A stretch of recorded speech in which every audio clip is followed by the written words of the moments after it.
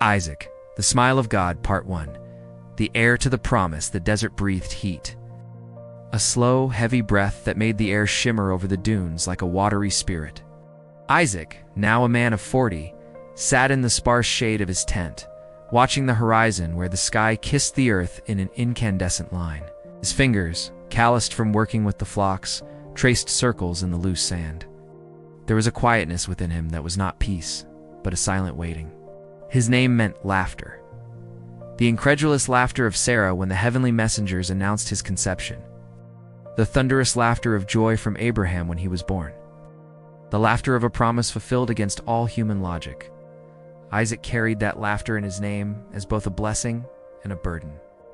He was the child of the promise, the heir to the covenant, the link between Abraham's faith and a future stretching beyond the horizon, numerous as the stars. But that afternoon, looking at the flocks stirring in the fold, the tangible riches of his father's blessing, Isaac felt the weight of his spiritual inheritance in a new way. Abraham had aged.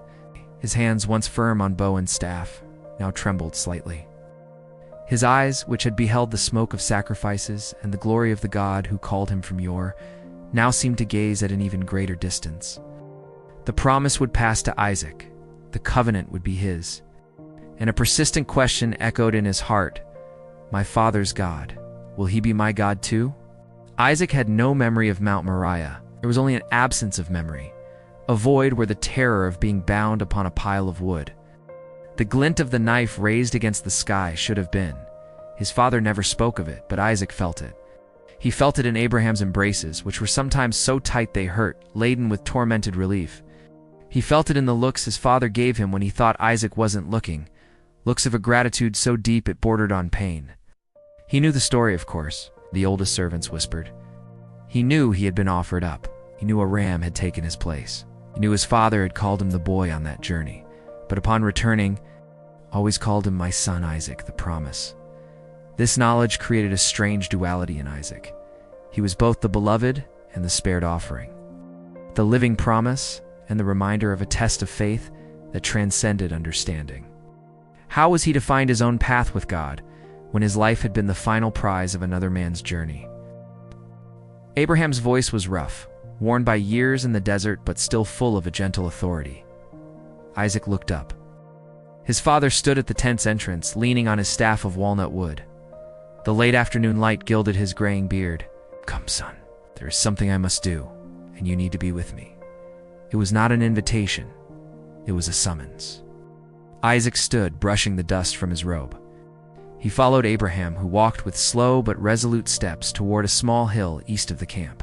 It was not a long walk, but for Isaac, each step seemed to echo with the sound of steps taken decades ago, climbing a much more distant mountain. His heart began to beat with a strange, apprehensive rhythm. Atop the hill, Abraham stopped. The view was broad, the tents of his people like leather mushrooms in the valley, the flocks like moving stains on the golden landscape, the dusty path snaking northward. The old patriarch was silent for a long moment, breathing deeply the twilight air. This place, Abraham began, without looking at his son, is where I built my first altar to the Lord, when we first came to this land. It was here he appeared to me and renewed the promise, after we parted from Lot. Isaac looked around. There were no stacked stones, no obvious marker, just the open ground, a silent witness. Father Isaac's voice came out a bit choked. Why have you brought me here? Abraham finally turned to him. His eyes, webbed with fine lines, shone with a moist light. Because a promise needs a memory, Isaac, and a memory needs a place. I am old. My days are coming to an end, and yours are just beginning to unfold in his purpose. The God who called me, who made a covenant with me, who tested me, he is your God too. But you need to know him, not through my eyes, but through your own. Isaac felt a lump in his throat. It was what he had both feared and longed to hear. How, Father? How to know the God who asked for me? The question escaped, rawer than he intended. Abraham was not troubled. Sad, wise smile touched his lips. He did not ask for you, son. He asked me, and he gave you back to me, to show that he is the God of provision, not of blind demand. Yahweh Yireh, the Lord will provide. That is the name I learned on the mountain. That is the God you inherit." The old man pointed toward the horizon, where the first stars began to twinkle, timidly. "The promise is not about land or descendants, Isaac. Those are the consequences. No, the promise is about him, his presence, his faithfulness. You will find your own Moriah, son. We all do. The desert within us is greater than this one out here, and he will be there to provide. Always." Abraham lowered his arm and placed his heavy, bony hand on Isaac's shoulder. "Now, help me. Let us build an altar." They worked in silence, Isaac gathering the stones his father selected. There was no animal for sacrifice, no fire. When the pile of rough stones was made, Abraham simply knelt. Isaac, after a hesitation, did the same beside him. And Abraham prayed. Not a long or elaborate prayer. Simple, direct, intimate. "Lord God of Abraham, here is Isaac, my son. Your promise. I consecrate him to you anew today. Not with a knife, but with my love and my blessing. Make yourself real to him. Speak to his heart as you spoke to mine. May he know you. May he fear you. May he trust in you, even when the path is dark. And may the laughter his name carries be the laughter of the joy of your salvation forever."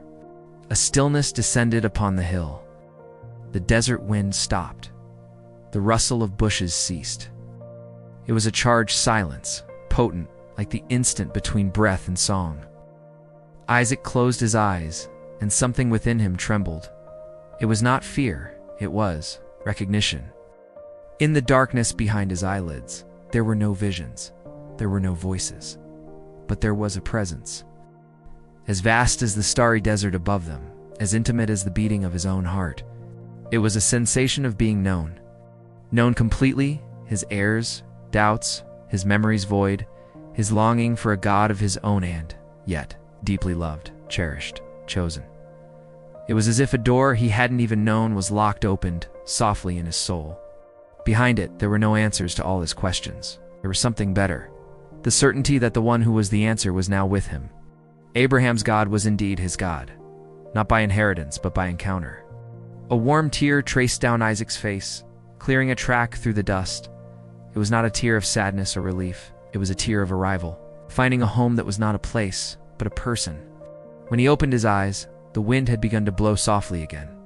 The stars shone in all their glory. Abraham was still kneeling, his face tranquil, bathed in the silver light of the crescent moon. He looked at Isaac, and their eyes met. Neither of them needed to say anything. Everything was said. On the descent from the hill, back to the camp, Isaac felt he carried something new within him. The weight of the promise had not lessened, but now he did not carry it alone. Promise carried him. That was the first contact. It's not thunderous, not dramatic, but deep and irrevocable. Yahweh Yireh was no longer just the God of the ram provided on the mount. He was the God who made himself present on the hill of silent consecration.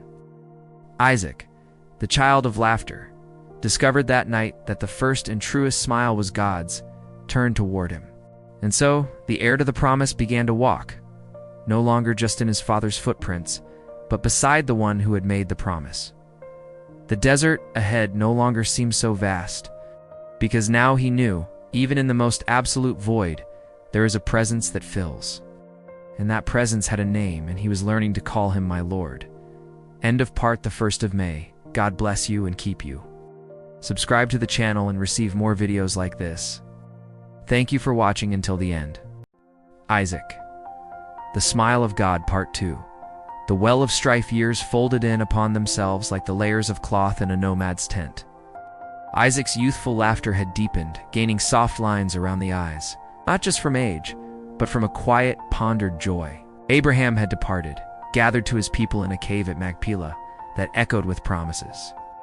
Isaac had buried his father with solemn grief, feeling the weight of the patriarchal mantle settle upon his own shoulders.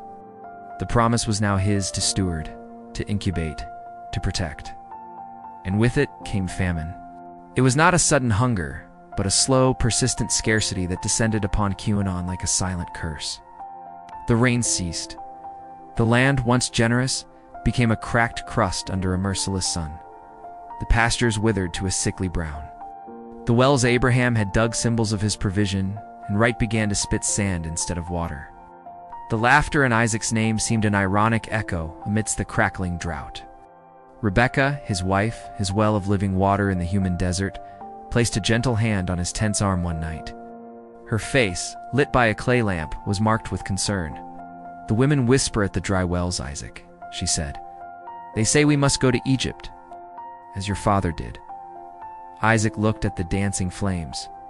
Egypt, land of deceptive abundance, where his father had almost lost his mother to a covetous pharaoh, where security was bought at the price of dependence. A voice within him, a voice he had learned to hear on the hill of consecration, whispered a soft but firm denial. "No, Rebekah," he said, his voice calm but laden with the tension of one holding a rope over an abyss. "The Lord has told me to dwell in this land. He will be with me and will bless me here." Even in the drought, Rebekah did not argue. His trust in that invisible voice was the pillar that upheld her world. She merely nodded, her gaze saying what words could not. "I am with you." The next day, Isaac gathered his most faithful servants and gave the order that seemed insane to many. They would dismantle the tents and move, not south toward the generous Nile, but west toward the land of the Philistines and the city of Gerar. It was not a flight, but a tactical move, a remaining within the bounds of the promise. Isaac's obedience was not passive. It was an aggressive act of faith, a planting of his feet in the dry earth, and a declaration, "My God will provide." Gerar was a city of shadows and stone, ruled by a sharp-eyed Philistine king named Abimelech. The arrival of Isaac with his vast entourage, hundreds of servants, herds bellowing with thirst, camels creaking with weariness, caused a tremor of distrust. A Hebrew nomad with such wealth in times of famine was a dangerous anomaly. Tension hung in the air, drier than the dust. Isaac then made a decision that would have made his father turn in his grave at Machpelah. He instructed Rebekah to say she was his sister. The ancient fear, the ghost of Egypt, had haunted his judgment. It was a moment of weakness, a crack in the armor of his faith. He protected his life, but compromised his integrity, and worse, placed Rebekah in peril. God, however, the God he knew in the silence, did not abandon him to his own folly. Abimelech, looking from a window of his stone palace, saw Isaac and Rebekah together. He saw the way he touched her, the softness in his eyes when he thought no one was looking. It was the look of a husband, not a brother. It closed. That night, an imposing presence invaded the Philistine king's dreams. "Abimelech, beware. This man is a prophet. His wife is not his sister. To touch her is to bring death upon yourself and your kingdom."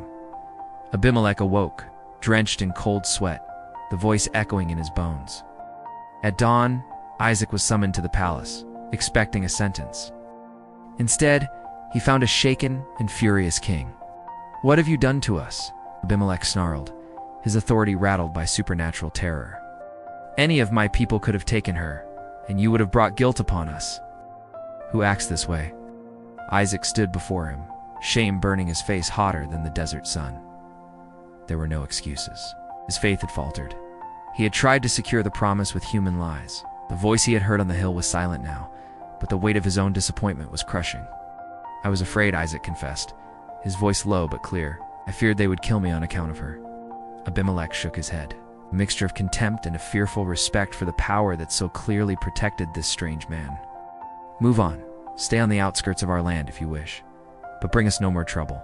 Humiliated, Isaac departed. He settled in the valley of Gerar, a marginal land. And it was there, in the place of his failure and his shame, that provision began. Not with a bang, but with the soft, persistent sound of a hoe against the earth. He ordered his servants to dig.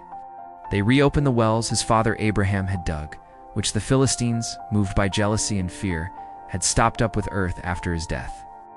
Each unstopped well was an act of redemption, a return to the roots, re-establishment of the inheritance he had nearly lost to fear. The first well gushed fresh, cool water from the depths. The servants shouted for joy.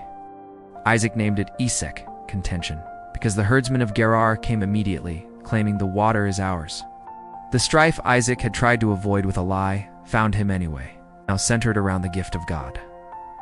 Isaac did not fight. That earlier Isaac, the protected son, might have felt entitled to fight. But the Isaac who knew the voice of Yahweh Yireh in his spirit simply withdrew. He ordered them to dig another well. Again, the earth yielded its precious liquid. Again, the Philistines came to contend. He named this one Sitnah enmity, and again he moved away. His faith was being refined in the fire of injustice. He was learning that God's blessing did not need to be defended with human fists. It carved its own path. Finally, they dug a third well. This time, silence. No dispute. No hostile herdsmen appeared on the horizon. The waters ran clear and free. Isaac looked at that flow, a liquid mirror reflecting the open sky above, and a deep, real smiled the smile his name carried lit his face. Now he declared, his voice resonating with a victorious peace, "The Lord has given us room, and we will flourish in the land." He named that well Rehoboth, spaciousness. It was not just a physical spaciousness of pasture land. It was a spaciousness of the soul. It was in the act of yielding, of trusting, of continuing to dig even when others stole the fruits of his labor. Isaac found an entirely new dimension of God. Yahweh Yireh, the provider, was not just the one who gives. He was the one who gives in the right place at the right time, after obedience is tested. The provision came after the humiliation. The abundance sprang up after the surrender. The spaciousness was won through restraint. That night, sitting at the entrance of his tent at Rehoboth, watching the stars reflected in the well's tranquil waters, Isaac felt the presence return. Not with a rebuke for his lie in Gerar, but with a silent, powerful affirmation. It was as if God himself were sitting with him, sharing the silence of a quiet victory. "Have you learned, son?" The unspoken voice seemed to whisper in the murmur of the water. "My blessing is not a shield against conflict. It is a seed planted in the soil of obedience, which blooms even when trampled. You did not inherit only your father's promise. You inherited my character. I am slow to anger, abounding in love. You yielded the well, but you won the heart of a nation." Look, Isaac looked toward the camp. The news of his peaceful character, his blessed persistence, had spread. Men from Gerar, curious and impressed, began to approach, exchanging news, offering gifts. Hostility was giving way to cautious respect. The blessing was overflowing the boundaries of his camp, touching those who had once been his adversaries. And then came the voice, clear and unmistakable in the sanctuary of his heart, as on the hill years before. "I am the God of your father Abraham. Do not be afraid, for I am with you. I will bless you and increase your descendants because of my servant Abraham." Tears flooded Isaac's eyes. They were not the tears of adolescent relief, but of a man who had been broken and mended by the divine potter. God had not rejected him for his weakness in Gerar. He had led him through it to a place of deeper dependence. The covenant was renewed, not on the basis of Isaac's perfection, but on the unchanging faithfulness of God. He built an altar there at Rehoboth. This time it was not his father who led him, it was his own faith, forged in the valley of humiliation and watered by the waters of strife. And instead of moving on as he had before, he pitched his tents around that altar. God's presence was no longer a destination to be visited. It was the center of his existence, the true well of living waters from which everything else flowed. The period of famine had not yet completely ended. The challenges had not disappeared. But Isaac, the man of the silent smile, now knew something that transformed everything. The true drought is never the lack of rain. It is the lack of trust. And he had drunk deeply from the inexhaustible well of God's faithfulness. He was ready for what came next. For the promise of a starry, numberless offspring still needed an heir. And that would be a well of an entirely different kind, dug in the depths of prayer and human despair. End of part 2. May God bless you and keep you. Subscribe to the channel and receive more videos like this. Thank you for watching until the end. Isaac, the Smile of God, Part 3. The blessings of Twilight Rehoboth had become more than a camp. It was a sanctuary. Isaac's tent spread like roots around the well of spaciousness, and around the stone altar where the scent of worship and gratitude still seemed to hang in the air. The blessing blossomed visibly. The flocks multiplied until the valleys were painted white and brown. The grain barns defied the memory of famine, and Isaac's reputation as a man blessed by his God and peaceful in his strength spread throughout Canaan. At the center of this abundance, in the innermost heart of Isaac's tent, there was a void. a silence that neither the servants' laughter, nor the bleating of lambs, nor even Rebekah's deep and tranquil love could fill. The promise of an offspring numerous as the stars echoed in his ears like an unfinished melody. 20 years had passed since his marriage. 20 years of monthly waits, of hopes that rose and fell with the moon. 20 years of Rebekah hiding pain behind a smile, and of Isaac seeking solace on the horizon, where the sky met the earth. The laughter in his name now felt like a burden. How to be laughter when the sweetest sound, the cry of a baby in his own tent, refused to come. The promise was too big, too grand, and its fulfillment seemed to rest on the fragile shoulders of a sterile womb. Isaac's faith, forged in drought and strife, now faced its most intimate and silent test, the barrenness of time. One night Rebekah could no longer contain the pain. The tears she swallowed during the day erupted in muffled sobs against her pillow. Isaac, lying beside her, felt every tremor like a blow to his own spirit. He wrapped her in his arms, but words of comfort died on his lips. What words could cover such an abyss? It was then that he got up. Silently, he put on his robe and left the tent. The camp slept under a blanket of cold stars. He passed the altar, past the well of Rehoboth, and began to walk. There was no destination in his mind, only a visceral need to move, to carry his agonizing pain away from Rebekah's sleep. His feet, however, knew the way. They led him back to the hill. It's the same hill where his father had consecrated him, where he had first felt the unmistakable touch of the presence. The stones of the old altar were still there, blackened by time and by a fire long extinguished. Isaac fell to his knees. Not with the contained reverence of that night with Abraham, but with the raw desperation of a man at the end of his own strength. His hands gripped the loose earth, and a groan, deep and guttural, tore through the night's quiet. Yahweh. The name escaped like a hoarse sigh, laden with decades of waiting. God of Abraham, my God. I struggled to form words. His prayers had always been silent, internal. Now, the pain demanded a voice, the promise. You made the promise. To my parents, to me. Stars, sand of the sea. I see the stars, Yahweh. Every night, they blink at me, reminding me of what I don't have. Reminding me of what you said it would be. His tears wet the dry earth at the foot of the altar. Rebekah, she is strong, stronger than I am. But her strength is running out. My love for her is a garden without fruit, spring in dry ground. I don't ask for riches. I don't ask for lands. I already have more than I deserve by your grace, I ask. For her smile, for the sound of a life that will carry forward your name, your promise. Isaac bowed his head, his forehead touching the cold stone of the altar. Anguish consumed him, but at the center of that whirlwind, a stubborn thread of faith still held. The faith he had learned at the well of contention. Blessing comes after perseverance. Provision after the cry. I don't understand your timing. I don't understand your silence, but I cling to you. As Jacob would cling to the angel, I cling. Bless me. Give me a son, for love of Rebekah, for faithfulness to your word, because if you don't, the promise dies with me. And the laughter my name carries will become the bitter laughter of the world. He stayed there, motionless, emptied. The prayer had not been elegant. It had been ugly, full of pain and doubt, but it was real. It was the cry of a heart that, despite everything, still turned to the only source it knew. And then, in the exhaustion that followed the cry, came the response. It was not an audible voice.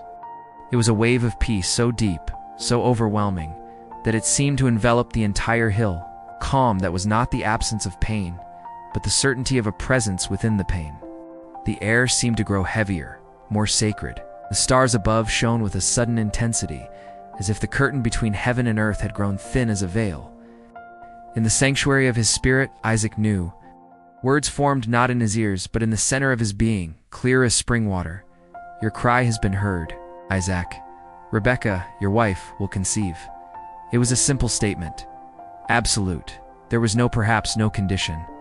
It was a decree from the throne itself. But the divine communication did not stop there. Along with the promise of a son came a flash, an inner vision that made Isaac hold his breath. He saw two peoples, two nations struggling within a womb. A struggle that began before the first breath, and a disturbing truth, the older will serve the younger. And then, the presence added, with a tone that was both comfort and commission, 2 nations are in your womb, and 2 peoples from within you will be separated.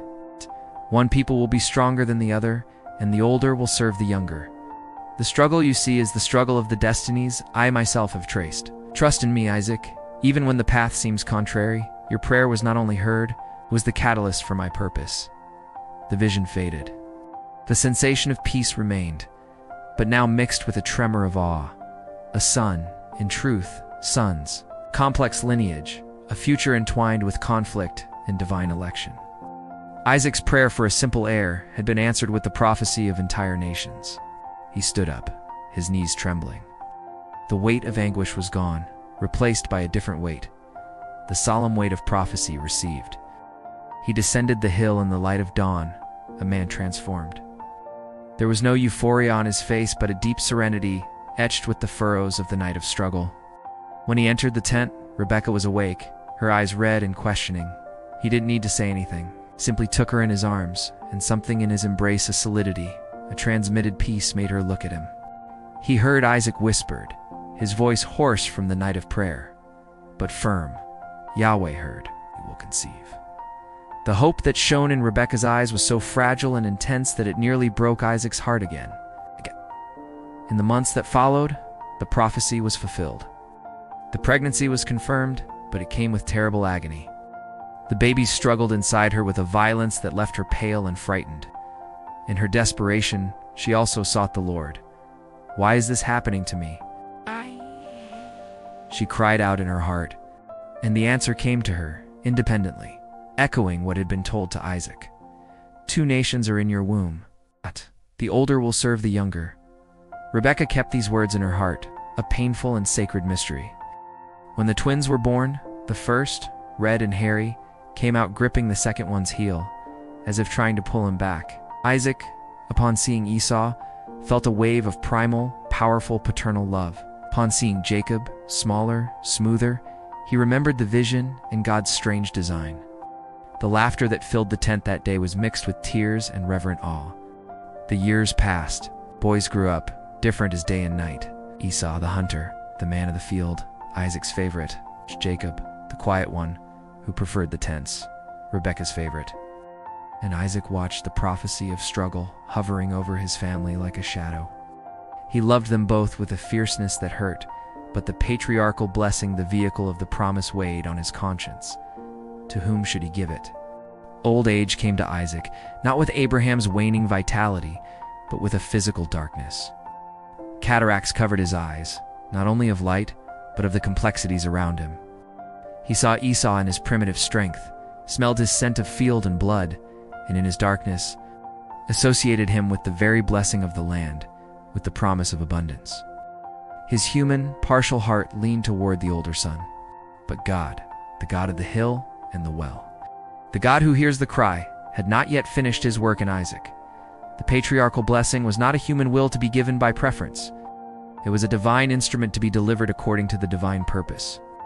When the deception happened, when Jacob, guided by Rebekah and his own yearning for election, dressed in goatskins and stole the blessing intended for Esau, the cry of anguish that tore through the air from Esau was a physical blow to Isaac's blind heart.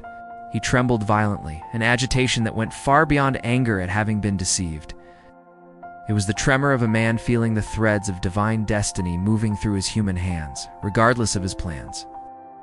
The moment Esau went out swearing vengeance and Jacob fled north, Isaac was left alone in the darkness of his tent. The house he had built was shattered. The peace he valued, destroyed.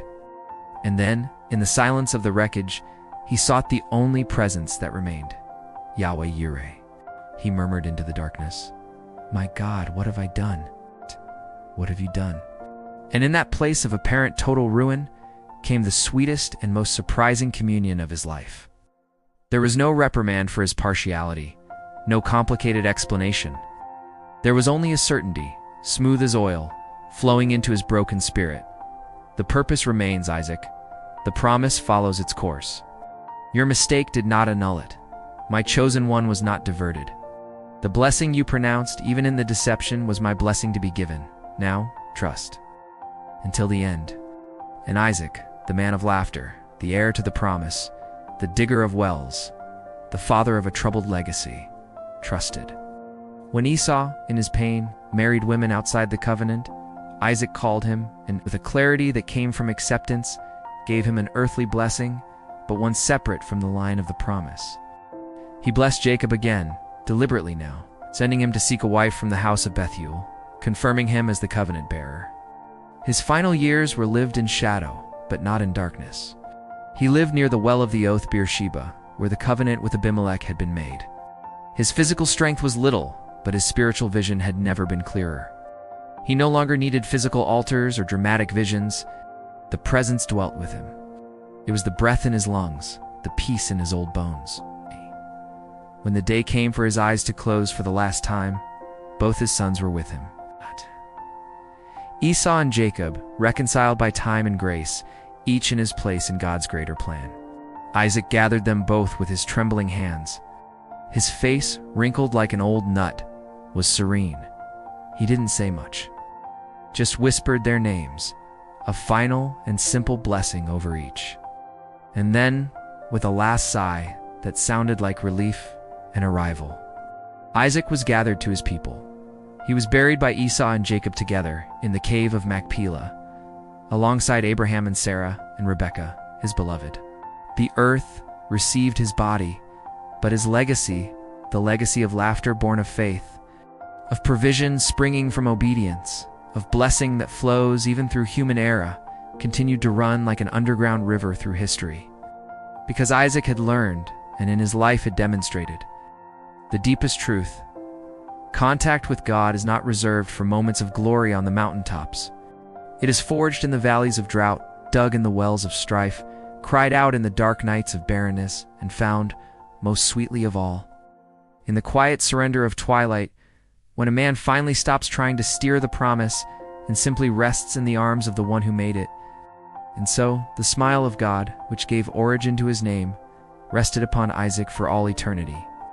Not the laughter of a joke, but the smile of a father, satisfied with his son. Yes. The end. May God bless you and keep you. Subscribe to the channel and receive more videos like this. Thank you for watching.